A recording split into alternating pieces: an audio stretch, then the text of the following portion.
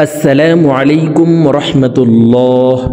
সম্মানিত দিনী ভাই ও বোনেরা, আজকের এই ভিডিওতে সূরা তারিক সহিহ শুদ্ধ করে আপনাদেরকে শেখানোর চেষ্টা করব ইনশাআল্লাহ। প্রিয় দর্শক, সূরা তারিক কুরআনুল কারীমের 30 নং পারার অন্যতম একটি সূরা। তো সূরাটি আপনারা অনেকেই পারেন, আবার অনেকেই সহিহ শুদ্ধ করে পড়তে পারেন না। তো যারা পারেন না, আজকের এই ভিডিও থেকে শুদ্ধ করে আমার সঙ্গে বলে শিখে নিতে পারেন। আর যারা একেবারেই আরবি পড়তে পারেন না, তারা আমাদের চ্যানেলে কায়দা পর্বের ভিডিও দেওয়া আছে, আপনারা কায়দা পর্বগুলি দেখে শুদ্ধ করে আরবি শিখে নিতে পারেন। তখন কুরআনুল কারীম অতি সহজেই পড়তে পারবেন। তো চলুন প্রিয় দর্শক, আজকের সবক সূরা তারিক শুরু করা যাক। আউযু বিল্লাহি মিনাশ শাইতানির রাজীম।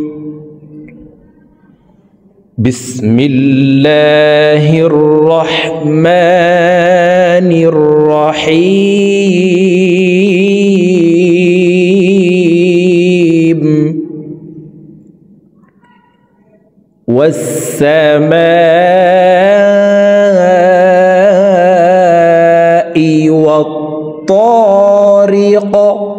প্রিয় দর্শক, আমি একটি আয়াত দুইবার করে বলে দিব, আপনারা আমার সঙ্গে বলে শিখে নেবেন। আমার সঙ্গে কয়েকবার বললে সূরা তারিক মুখস্থ হয়ে যাবে এবং সহিহ শুদ্ধ উচ্চারণ হয়ে যাবে। ওয়াস-সামাই ওয়াত-তারিক। ওয়াস-সামাই ওয়াত-তারিক। وما أدراك ما الطارق. وما أدراك ما الطارق. النجم الثاقب. النجم الثاقب. إن كل نفس لما عليها حافظ. إن كل نفس لما عليها حافظ. فلينظر الإنسان مما خلق. فلينظر الإنسان مما خلق. خلق من ماء دافق. প্রিয় দর্শক, কফ কলকলার হরফ উপরের দিকে ধাবিত করে ধাক্কা দিয়ে উচ্চারণ করব। خلق من ماء دافق. يخرج من بين الصلب والترائب. বা কলকলার হরফ নিচের দিকে ধাবিত করে ধাক্কা দিয়ে উচ্চারণ করব। তো আমরা এই বাকে সাকিন করে ফেলবো, ধাক্কা দিয়ে উচ্চারণ করে সাকিন করে ফেলবো। ইয়াখরুজু মিন বাইনিস সুলবি ওয়াত-তারাইব। ইন্নাহু আলা রাজইহি লাকাদির।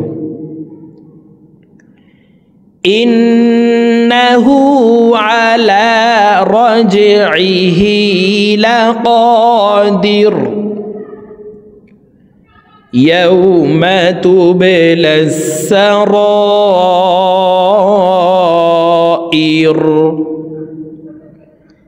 يوم تبلى السرائر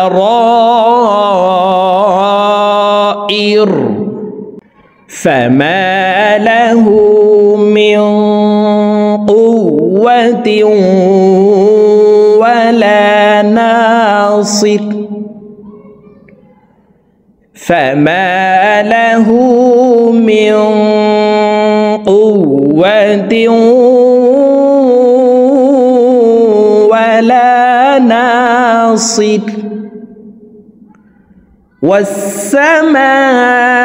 والسماء ذات الرجع